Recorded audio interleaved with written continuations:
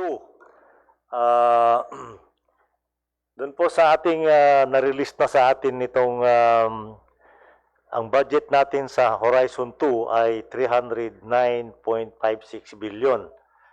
Ang na-release, yun po ang ating gustong maging pera para mas matupad natin yung ating mga mga hinahangad. Pero ang naibigay lang po ay 49.7 billion. Ito yung from 20 hanggang mula noong 2018 hanggang ngayong 2020. So marami pa po ang ating pagkukulang, pero hindi po namin alam kung ito ay matutupad dahil sa mga nangyayaring pandemya at medyo bumagal ang ating ekonomiya. So yan lang po ang perang nakuha natin ngayong sa second horizon. Thank you, Mr. Chair. Tama po yan, pero since 2016, at least 30 billion yung inaalat natin dyan sa AFP Modernization Program. In fact, for 2021, 38 billion yung nakaprograma para ibigay dyan sa AFP Modernization Program. No? Kasama na dyan yung unprogrammed appropriations. Tama po ba yun, Mr. Chair? You have a 5 billion unprogrammed appropriation. Mr. Chairman. Yes, DND. Yes, 33. 33 na sa net natin. 5 na. Yeah, 33 ang nasa, tama po, 32.9 to be exact, ang ating modernization program na nakalagay sa budget ng 2021. Yes, tama po. But meron din po kayong 5 billion, Mr. Chair, no, na unprogrammed appropriations. Is that correct? You have a 5 billion unprogrammed appropriation. DND. Ito siguro yung galing sa BCDA. Nakastambay lang po ito sa DBM for possible procurement. Pero hindi po ito siguradong gagamitin namin. Parang ano lang, reserve. Well, at any rate, Mr. Chair, gusto na lang, dahil nga maiksi lang ang ating panahon, whether naka-reserve or not, no, hihingi natin yung detailed program, no, aside from dong sa regular budget nila, special provision of almost 33 billion, ano rin yung napapaloob doon sa program appropriations. Will the DND submit that report, Mr. Chair? DND. We will submit, Mr. Chairman. Second, sunod ko na katanungan kaugnay dyan, Mr. Chair. Despite the huge amounts appropriated yearly to the AFP Modernization Program, ang tanong ko po, why is it that every year we are also spending billions of pesos in repairs and maintenance? No? Halimbawa, for 2017, 2 billion, ang ginastos po natin in 2017, 9 billion, no? For repairs and maintenance. 2019, 10 billion. And this year, 11 billion yung naka-allocate dyan for repairs and maintenance for all the units of the under the DND, Mr. Chair, especially for the AFP. Pwede ho bang maipaliwanag ito ng ating kagalang-galang na Secretary, Mr. Chair? DND. Yeah, Mr. Chairman, it's really expensive to maintain this equipment, lalong-lalo na yung mga aeroplano, barko. At the same time, pati na rin yung mga gamit ng mga military, tulad ng mga 6x6, mga jeeps. Malaki po ang ano dito kasi to maintain the operational readiness of our equipment, we have to spend sufficient funds to maintain them, Mr. Chairman. Huling katanungan na po, Congressman Zarate. Well, we understand that, but hindi po ba isang malaking kadahilanan dito ay dahil ho yung pinoprocure ng ating DND, especially ng Armed Forces of the Philippines, ay kabahagi ito ng programa ng mga used or second-hand equipment po ang ating binibili, Mr. Chair, at hindi yung mga brand new na mga equipment, Mr. Chair. DND, pakisagot po ang huling katanungan ni Congressman Zarate. Mr. Chairman, isa po yan sa mga dahilan kung bakit mahal yung mga maintenance ng equipment, katulad ng ating naangkat na second hand mula sa US, yung mga barko, pati na yung mga C-130. Pero ngayon po ay tayo ay bumibili ng bago, brand new, dahil it is more economical to maintain new equipment than used ones. Kasi po habang tumatanda yung mga equipment na yan, ay lumalaki rin ang gastos.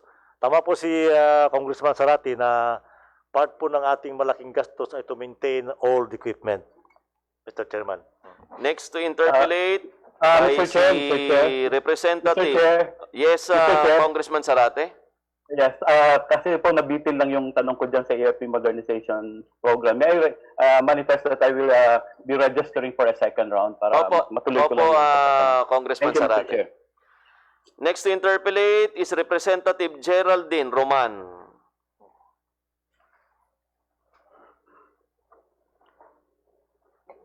Habang Maraming wala po, salamat po sa maginoong chairman mula sa Bulacan. hello, ang crush ng marami dito sa Kongreso, Kong Geraldine. Maaari ka na po magsimula ng iyong pagtatanong. Magandang umaga po sa inyong lahat.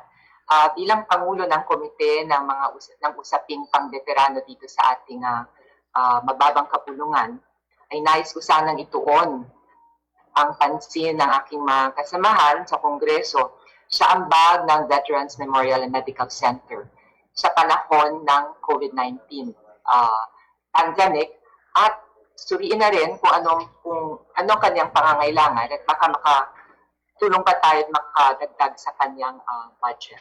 So, kumari po sana kung meron diyang kinatawan ng BMMC, ay nais ko po sana siyang tanong. Maaari po bang sumagot? Yeah, Mr. Chairman, nandito po si Director Chong ng BMMC sa kabilang kwarto, pero pwede po siyang sumagot. Via Zoom, Secretary. Good morning po, Mr. Chair. Sige po, maaari na po kayong sumagot, sir. Yung Morning po, volume Mr. po, Chair. i-mute yung iba. Your honors.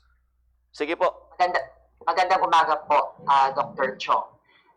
Nais ko lang malaman, ano ba naging ambag ng BMMC noong panahon ng pandemya?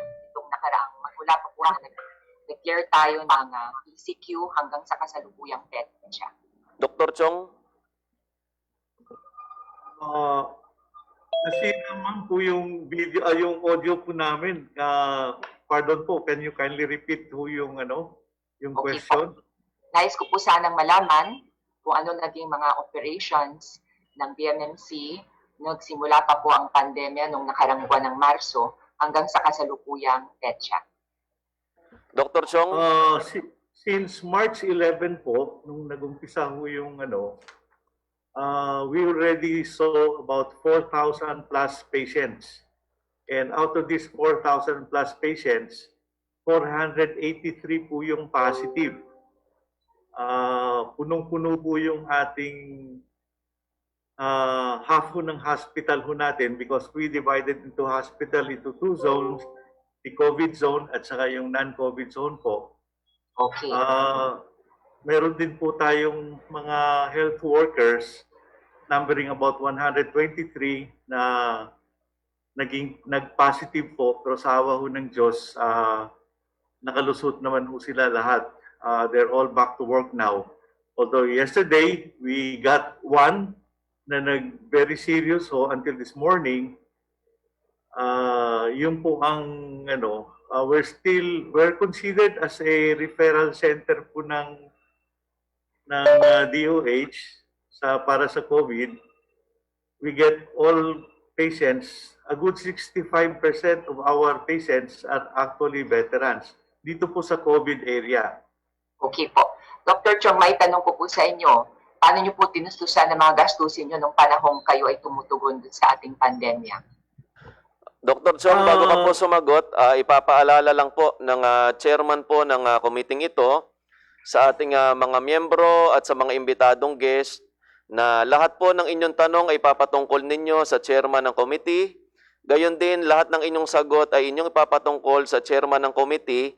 Hindi po kayo pinapayagan ng chairman ng committee ito na direktang mag-usap dahil iiwasan po natin na direkta kayong magkaroon ng komprontasyon. Pakituloy po ang iyong pagsagot, Dr. Chong. My apologies, Mr. Chair. Mr. Chair, ano yung tanong? Ano yun? Mr. Kung Chair, ulitin ko lang po yung pakiulit tanong. po. Mr. Chair, ang katanungan ko po ay paano natustusan ng DMMC ang kanyang operasyon nung panahon ng pandemya na hindi naman po biro sa aking palagay. Dr. Chong? Mr. Chair, we got our money from funds from the General Appropriations Fund worth about 40 million po. Na-realign po namin yon para gamitin po yon sa pag-respond mo namin dito sa pandemya na ito. Mr. Chair, magpapatuloy ko po, Mr. Chair, ang aking pagtatanong. Sinusuri ko po ang budget ng DMMC at hindi po natin maaaring malampasin na malaki po ang pangangailangan nila para sa gamot po ng ating mga veterano. We have approximately around 200,000 veterans. Magkano po ang naibigay natin sa ngayon po siya net? Tila po ito is 160 million. And I was making my math, and 160 million divided by 200,000 veterans is equal to 819 pesos a year and per veteran. And you divide that into 365 days, lumilitaw po na ang ibibigay lang po natin sa gastos po ng ating veterano sa kanilang gamot. Alam niyo naman, pag senior citizen, napakaraming maintenance drugs, etc., is only 2 pesos and 20 centavos. Hindi po ito sapat. Hindi po ito sapat. Kung kaya sasamantalain ko ito pagkakataon to, Mr. Chair, upang manawagan sa ating Committee on Appropriations, kung maaari po taasan natin. May tanong ko po sana, Mr. Chair, kay Dr. Chong, is 220 enough? Sapat na po ba ito? Obviously, hindi po. Magkano po, more or less, ang kakailanganin ng ating mga veterano, Mr. Chair? Dr. Chong? Nagko-compute po siguro si Dr. Chong. Sandali. Requirement po talaga namin based on a per capita of about 3,000 per year is about 585 million. Yun nga po, as mentioned, ang naibigay lang po sa amin ay 160 million lang po sa NEP. So, ang kulang po ay, ang deficiency po is about 425 million. Yung pong 3,000 per capita ay kalalabasan po noon, 800 per month lang po yun of the 200,000 patients. 800 per month or 25 pesos per day. So, mukhang hindi pa nga po talaga enough po yun. Kasi nga po, one veteran on the average would require about 4 to 5 na maintenance medicine. At saka po, yun po. Mr. Chair, Huling katanungan na po, Congresswoman Geraldine. nais ko sanang ulitin ang aking pananawagan sa miyembro ng ating komite na taasan po natin. Kahit hindi po katanggap-tanggap na 2 pesos and 20 centavos ang ibibigay natin, tulong panggamot ng ating mga veterano. Sila na nagsakripisyo ng kanilang buhay, pinagsapalaran ng kanilang buhay upang ipagtanggol ang ating bansa. Hindi po, this is unacceptable sa aking humble opinion. So, ulitin ko po sana, ibigay natin ang kanilang request, more or less around 500 million pesos is what they need to sustain yung medical needs po ng ating mga veterans. And binisit ko po yung Veterans Memorial Medical Center. Nabanggit po nila last November sa akin na kailangan nila ng isang bagong makinarya. Tinawag po dito ay linear accelerator with bunker for the treatment of cancer patients. Alam po niyo ang DMMC, hindi lang po yan tumutugon sa mga veterano. Tumutulong din yan po sa ordinaryong mamamayan. And pinapadala nila kanilang mga pasyente may cancer doon po sa NKTI o kaya ibang ospital tapos nagbabayad. So para wala nang patumpik-tumpik pa, sana po bigay na rin natin ang hinihiling nilang linear accelerator with bunker, which costs around 300 million pesos to operate and to purchase. Ano po. So yun lang po ang aking pananawagan, Mr. Chairman. Maraming salamat po sa pagkakataong ito. Pangdepensa natin din ang ating mga veterano. Maraming salamat po sa lahat ng veterano. Pagpalain kayo ng ating Panginoon. Thank you very Maraming much. salamat, Kong Jerry. At ang susunod po na magtatanong ay si Representative Bonito Singson.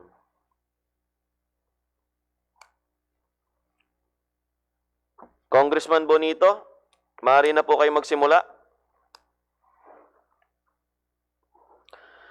Kung wala po sa Zoom si Kong Bonito, ang susunod po na magtatanong ay si Representative Eufemia Colyamat.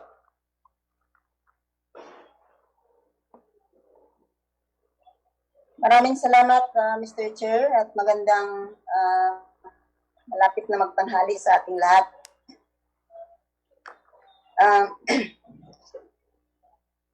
Mr. Chair, nagpapatuloy po ang military deployment sa iba't ibang bahagi ng bansa. Kahit lumala ang pandemic, dumami lalo na ang military deployment sa kanayunan kung saan hindi gaano laganap ang pandemic doon. Kaliwat kanan ang pambubumba, pagharas at pagkampo ng mga militar sa mga komunidad ng lumad. Ginukulong at sinampahan ang pambansang minorya ng mga gawa-gawang kaso. Ang tanong ko po dito, Mr. Chair, sa panahon ng pandemya, patuloy pa rin ba ang military operation at pag-ukupa ng mga militar sa komunidad ng mga lumad? Mr. Chair, oo o hindi lang po ang sagot ng aking katanungan. Secretary, oo at hindi lang po. Mr. Chairman, tuloy po ang aming operation. Totoo yan. Yes, we continue operating in conflict areas. Pero Yung hindi pangalawang naman tanong po, Secretary, kung inookupan nyo yung mga lugar ng mga lumad. hindi po, Mr. Chairman. Hindi kami nag-occupy. Salamat po. Sabagkos, tinutulungan pa namin sila. Congressman Colyamat?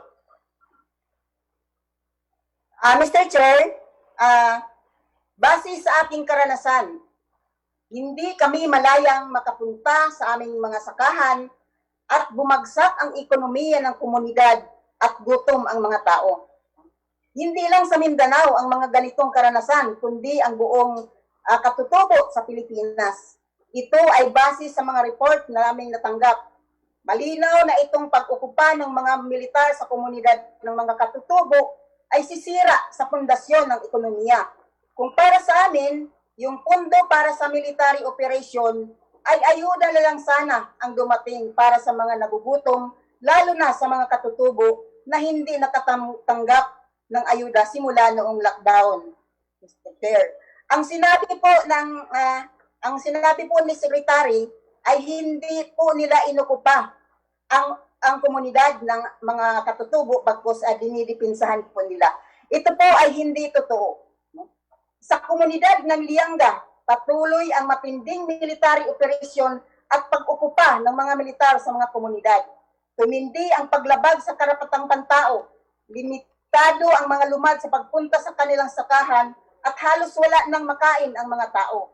Sa halip, ayuda dapat ang tugon. Dagdag pasakit sa amin ang presensya ngayon ng mga militar sa aming mga komunidad. Mr. Chair, ang pangalawa ko pong tanong, kaugnay pa rin dito sa patuloy na military operation sa mga Alamara, Bagani, Magahat, at mga grupong paramilitar na sa pamamahala ng EFT at nasa ilalim naman ng DND. Tama po ba, Mr. Chair, Mr. Secretary? Congresswoman Colyamat, bago ko po pasagot yung pangalawa mong tanong, ay pasasagot ko po muna yung una mong statement o yung una mong sinabi kay Secretary Lorenzana. Secretary Lorenzana? Yes, Mr. Chairman, thank you.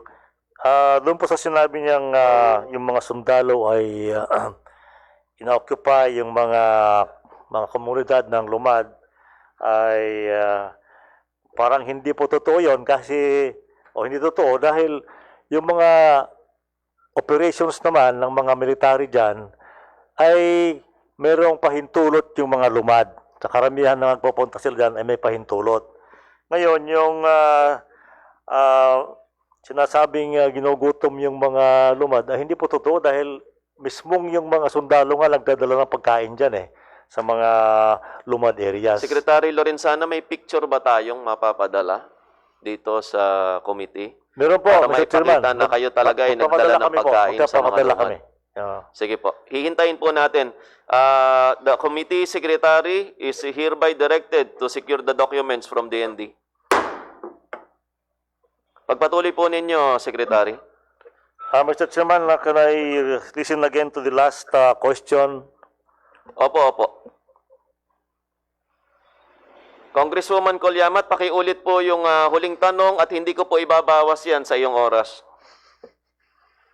Ang halaga ko pong tanong, Mr. Chair, kaugnay pa rin sa patuloy na military operation sa mga Alamara, Pagani, Magahat, ay mga grupong paramilitar na nasa pamamahala ng AFP na sa ilalim din ng naman ng DND. Tama po ba, Mr. Chair, Mr. Secretary? Secretary Lorenzana? Mr. Chairman, totoo po yon na mayroong mga kasamang KAFGU. Hindi po paramilitary yan. Sakop po sila ng batas militar or under the military justice system at hindi po yan paramilitary. Ngayon po, yung mga KAFGU na yan ay taga dyan mismo sa lugar nila. Hindi naman kami kumukuha ng KAFGU sa ibang lugar at dalhin sa kabilang lugar. We want the KAFGUs to be residents of the areas they will be deployed. Kaya kasama din naman nila yan. And the statement that we are occupying the areas at hindi na makagalaw yung mga lumad, hindi po totoo yan.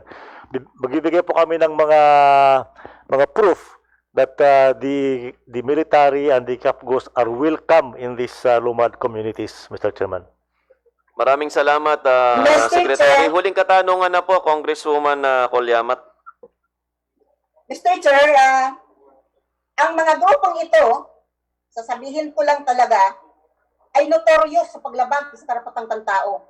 Pagwawasak ng mga paaralang katutubo, kasama na ang pagpaslang sa mga leader katutubo. Halimbawa, si Marcos Bucales, leader ng Magahat Bagani, na pumatay kina Jonel Dato Binicinso, Jonel Campos at Emerito Samarca, na ako mismo, Mr. Chair, nakikita ko, nandun ako nang pinaslang yung tatlo.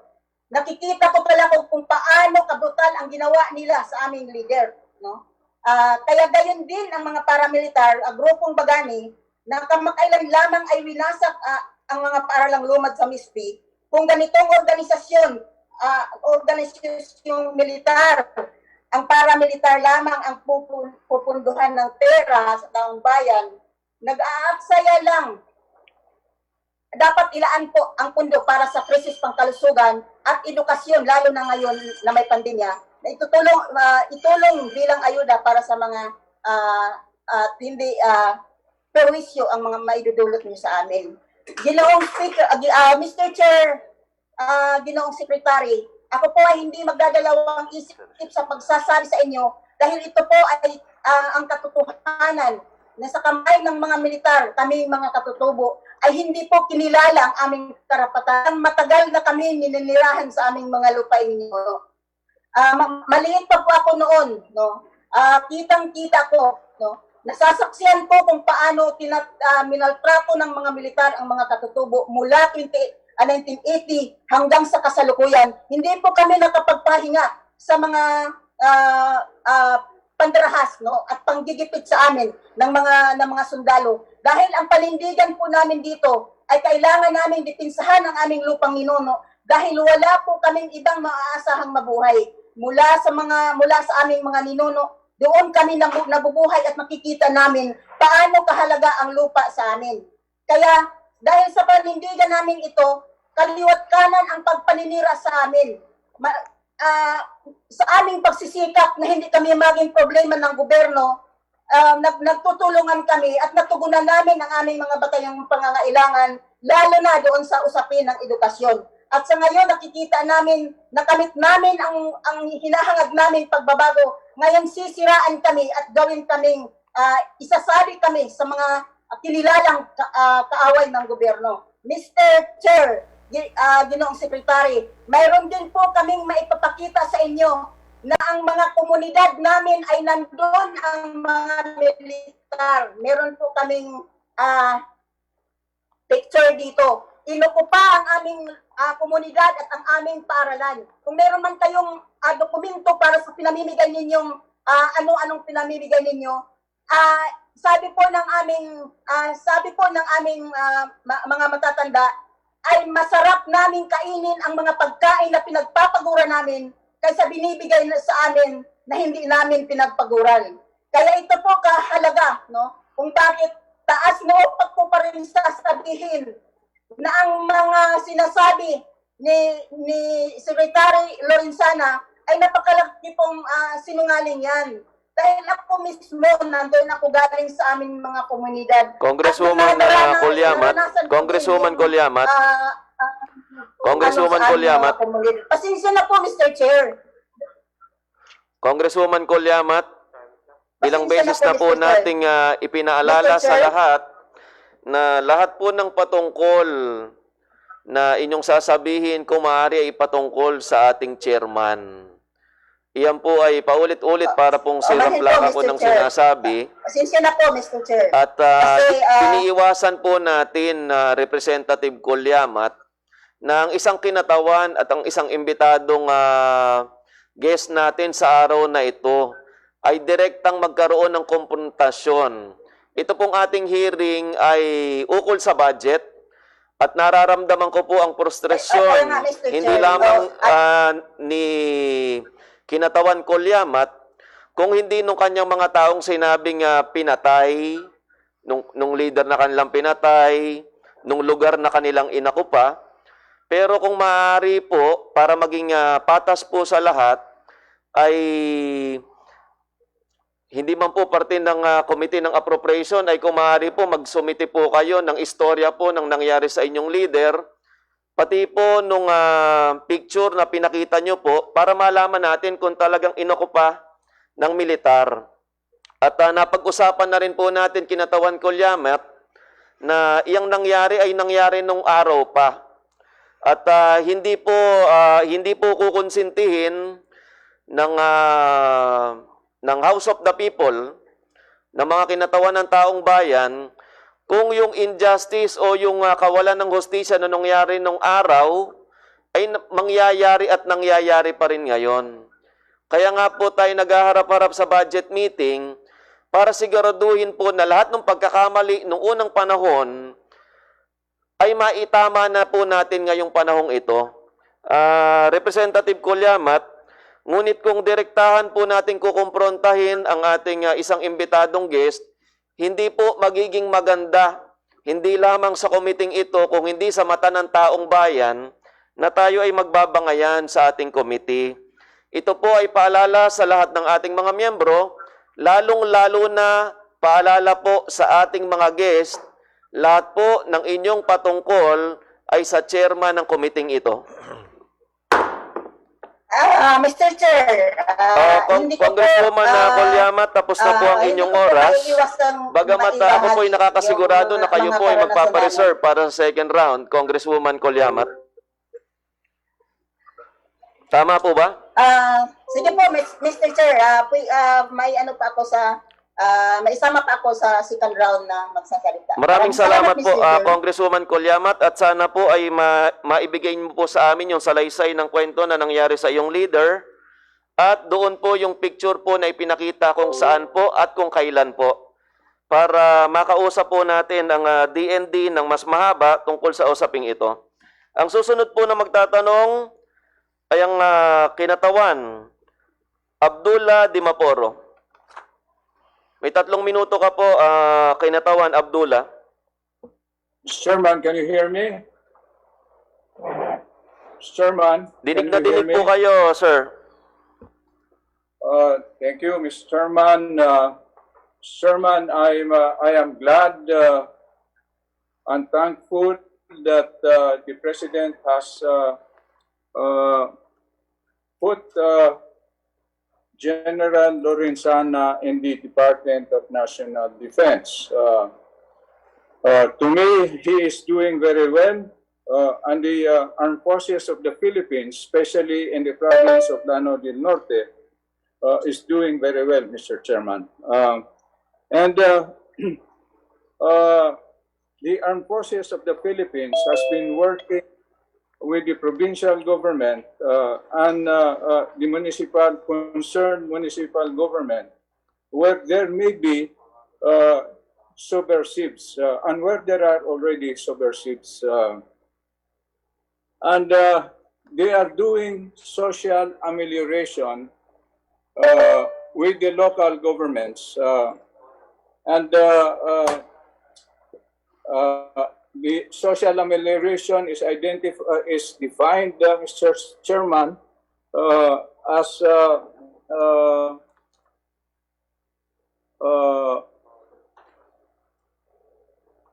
is defined as doing something to reduce the ill and also to improve the feeling of the people on themselves and also on the community, something like that, Mr. Chairman. I would like to ask Secretary Lorenzana if the departments doing social amelioration tells them that they will do social amelioration in the municipalities that are of their concern. I'd like to ask that question, Mr. Chairman. DND? Mr. Chairman, unfortunately, hindi po under sa amin yung social amelioration, kundi under po yan ng DSWD. Meron pong konti rin yung meron ding hawak yung DOLE dyan, yung Department of Labor and Employment. Ang papel po namin sa social amelioration ay yung tutulungan namin yung mga nagdi-distribute niya, namumudmud ng mga ayuda. Kung sila ay pupunta sa mga lugar na medyo delikado, kami po yung sisecure sa kanila. So wala po kaming hawak na pera sa social amelioration, Mr. Chairman. At that is okay. That is what they are doing in the province. I helped them get a farm tractor for their use from the Department of Agriculture, and I think they can accomplish more if there are social amelioration projects in municipalities that are of their interest. If the departments would be informing them, and then the local governments with the Armed Forces of the Philippines can get together to implement the social amelioration.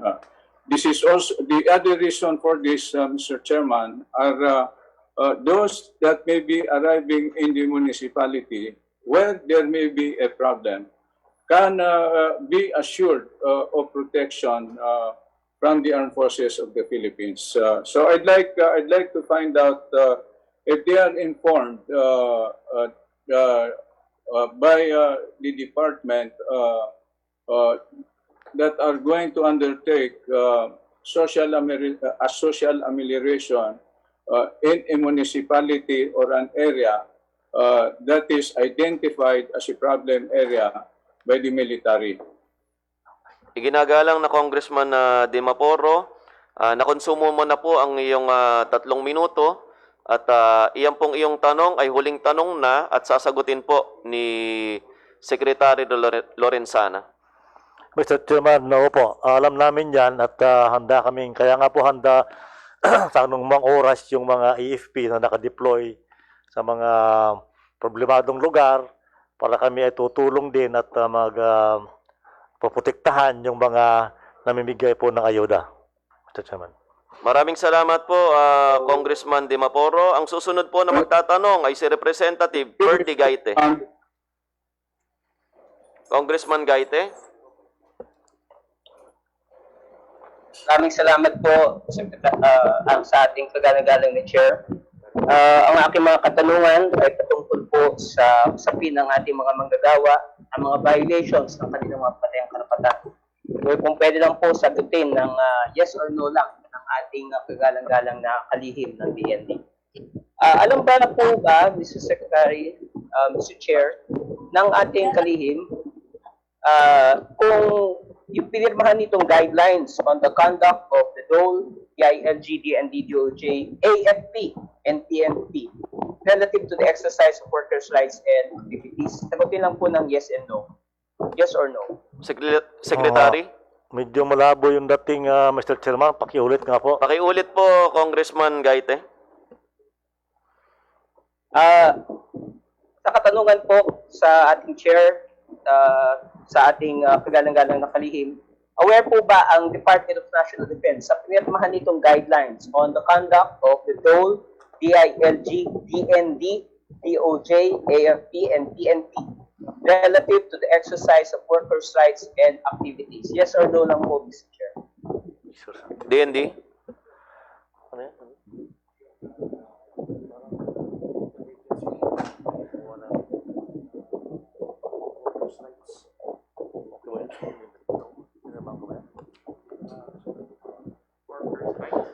Sa mga manggagawa po ba yan, Representative Gaite? Garbled po kasi yung salita po ninyo.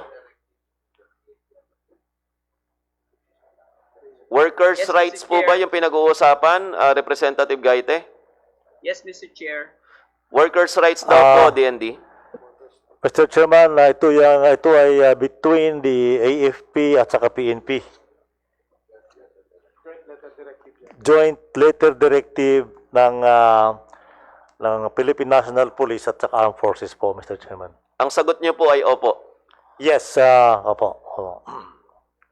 Representative Gaite? Yes, Mr. Chair. Aware po ba kung gayon, Mr. Chair, na ang nilalaman ng guidelines na ito, Mr. Chair, Mr. Secretary? DND?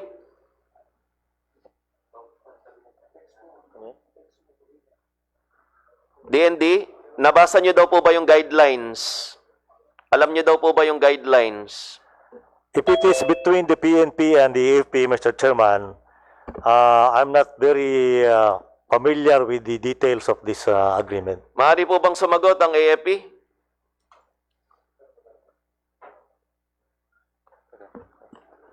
Yes, Mr. Chair, Your Honor.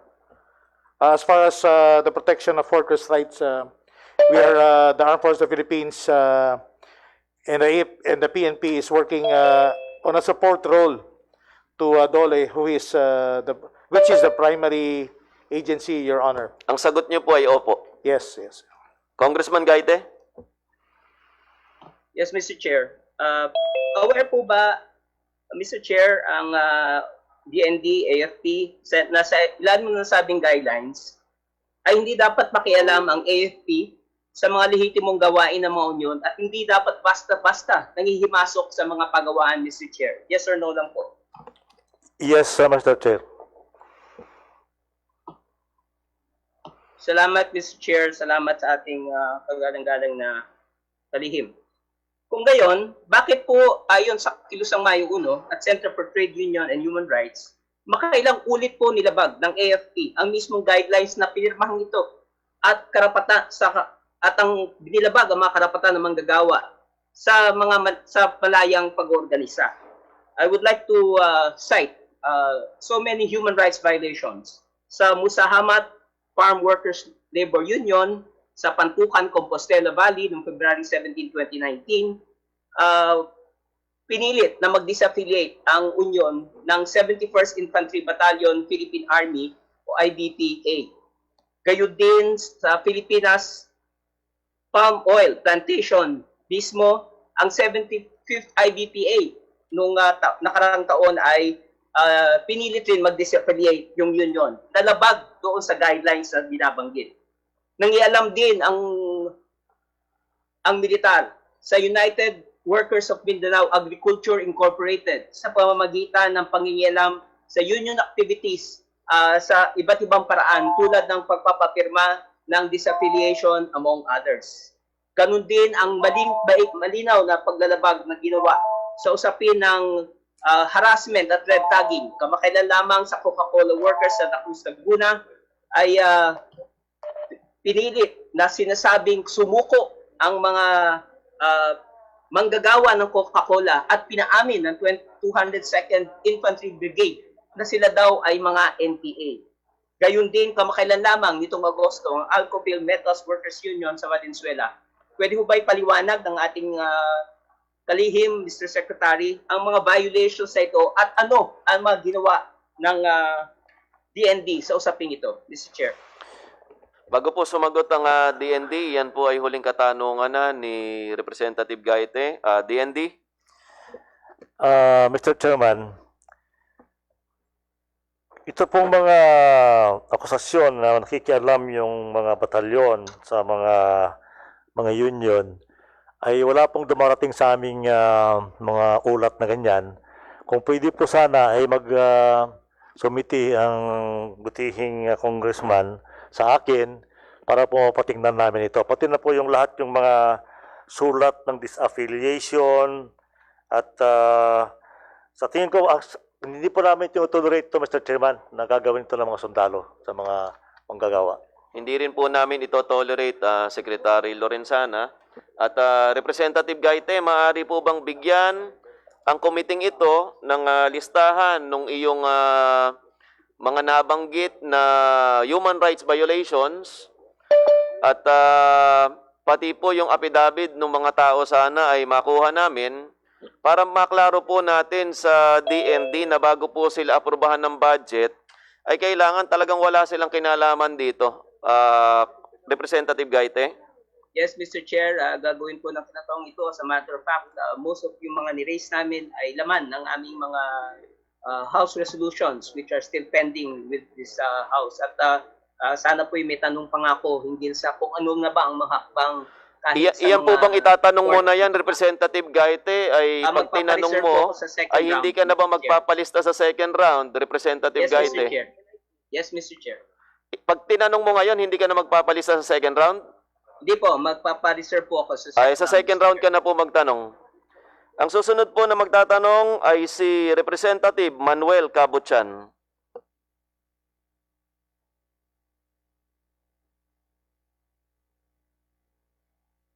Thank you, Mr. Chair. Yes, Chair, Representative Cabuchan. Magandang umaga po, Mr. Chair. Magandang umaga po sa ating Secretary, Secretary Lorenzana, sir. Our Chief of Staff, General Gapay, sir. Sa ating mga honorable members of the committee and everyone, magandang umaga po. Mr. Chair, I manifest my full support to all the efforts to help meet the budget proposal of the Defense Department, our AFP, our veterans and retirees. Much more to increase its allocation so that we can enhance our defense capabilities. With that, I wish to ask a few questions regarding the budget of the Veterans Memorial Medical Center, if I may, Mr. Chair. Nina pa po nagsisimula po ang inyong oras ng pagtatanong, Congressman Cabuchan, kaya sulitin po ninyo. Salamat po. A quick look on its general appropriation since 2019 would reveal that the budget of VMMC has been decreased in 2020 by over 61 million pesos. In the net 2021, it will be decreased further by over 52 million pesos. May we know from the VMMC how much these budget cuts would impact its services to our veterans and retirees? Dr. Chong? Mr. Chair, nakaka-cope pa po kami sa pangangailangan po nila simply because when the President visited us, he gave us special funds amounting to about 50 million. And that was actually what parang nakakapag-replace po doon sa kakulangan po. There are occasions na meron pong mga gamot na hindi po namin may bibigay kasi nga po wala po siya sa aming formulary simply because our budget is limited. Yun nga po yung ini-stress ko namin na sana madagdagan po kasi with a budget of about 160 million, you only get for 200,000 patients. Ang daily allotment lang po nila is about 2 pesos per day. Wala ho kayong mabibili na gamot sa 2,000, 2 piso. Ang average po na maintenance drugs po ng isang veterano ay about 5 to 6 medicine. Meron para sa alta presyon, sa sakit sa puso, diabetes, so on and so forth. So, yun po ang aming gustong ma-raise up nang mabigyan po ng sapat para ho sa ating mga veterano. Excuse me, Congressman Cabot-Chan, itatanong lang po ng chairman ng committee ito kay Dr. Chong, magkano ba yung minimum na halaga ng mga gamot pong inyong nabanggit para alam po ng gobyerno kung magkano po yung ating dasal. Bagamat hindi naman lahat ng ating dinadasal ay mapupunta sa atin, alaman lang po natin kung ano yung target natin, Dr. Chong. Mr. Chair, for 200,000 pesos, 200,000 patients at 3,000 per capita po, per patient per year, that would amount to about 585 million, less hold the NEP na 160, ang deficiency po is about 425 million. Hindi, sa isang tao po, magkano po sa isang araw ang target po? 8 pesos po per day. Kasya na po doon yung mga gamot ng mga senior citizen po natin? Hindi po naman lahat kasi ho sila, yung 200,000 po, hindi po lahat naman, pagpunta nila sa outpatient, hindi ho naman kailangan magkaroon ng gamot. Only about 80%. So, tingin po namin magkakasya na po.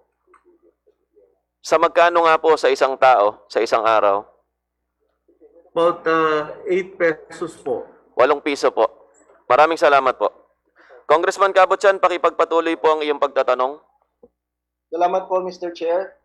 Ulitin ko lang po, pakisagot lang po kung tama o mali, yes or no.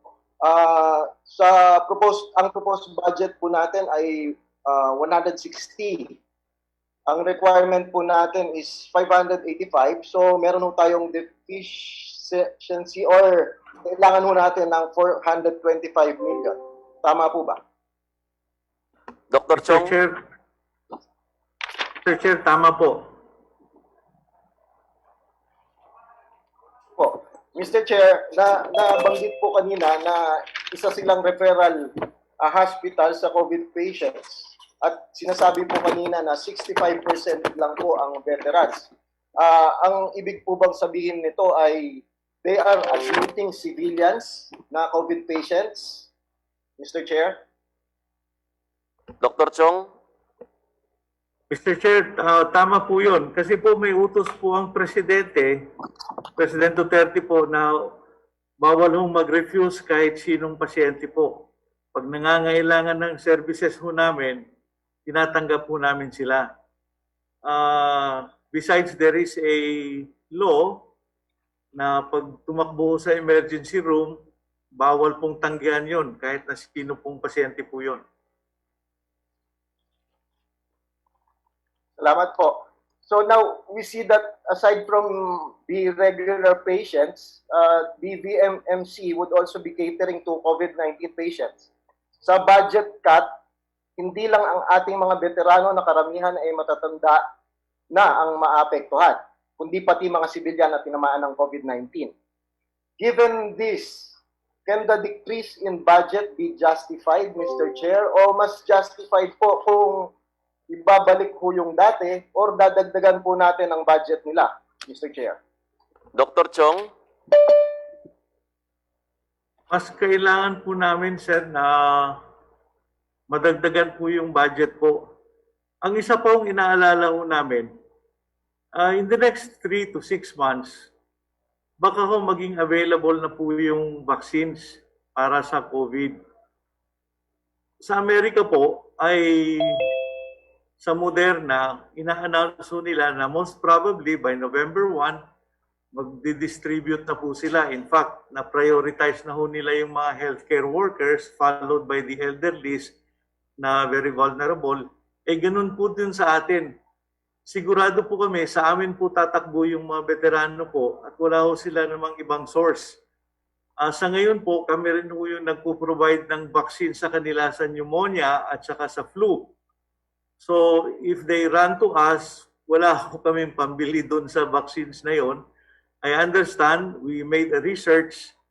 Ang price po ng Sputnik sa Russia is about $40 to $50. Ang sa Moderna po is about $40. Yung pong $40 na yun, dalawang vials po yun eh. You give it at day 2 and day 29. So that's about 4,000 pesos po isa. Ngayon po, kung average po kasi namin pumupunta sa veterans na pasyente sa isang taon po is about 200,000 para sa outpatients. If only half of that, mga 50% lang o 100,000, times 4,000, we will be needing about how much? 400 million. Malaki yung... Excuse me po, Dr. vaccine Chong. po. Siguro po hindi pa nabalitaan ni Dr. Chong na sa Bayanihan 2 ay naglagay po ang House of the People ng standby fund na pambili po ng COVID vaccine sakali po na maging available agad ngayong panahong ito ang COVID vaccine. At sabi nga po ni Congresswoman Castro ay medyo malaki po yung standby fund na yon at marami na pong kausap ang DOH na uunahin sa supply ang ating bansa pagdating po sa COVID vaccine, Dr. Chong. Siguro po ay ipagpatuloy po ninyo ang inyong pinag-uusapan, ngunit sa kaisipan na meron pong sapat na nilagay na budget ang gobyerno sa Bayanihan 2, ang House of the People, para po sa COVID vaccine at iyon po ay magagamit sa ating mga pampublikong ospital, lalong-lalo na ng ating mga kababayan na mahirap.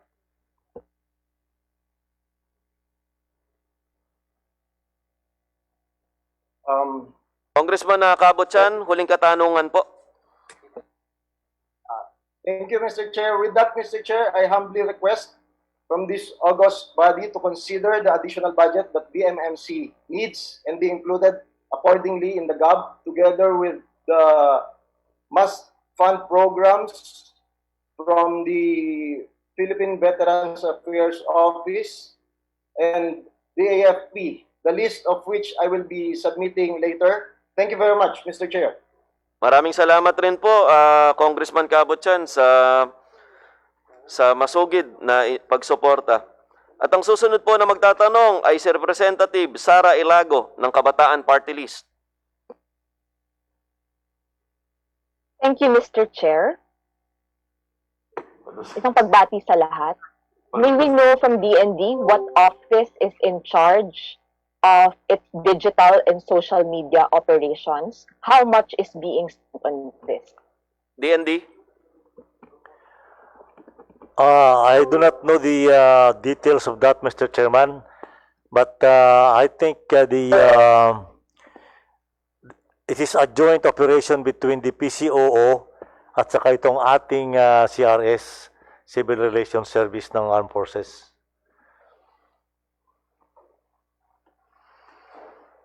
Mr. Chair, hindi po pwedeng hindi alam no, pag humaharap dito sa ating komite dahil pinag-uusapan natin ang pondo para sa buong Department of National Defense. Ngayon po, nais kong ipakita ang ilan sa mga naitala natin na inilalabas ng DND social media pages. The right to life, the right to liberty, and the right to security are identified as violated by the aforementioned practices of the DND. Na ngayon nga po, sinabi ng DND Secretary na kasama nila ang PCOO dito.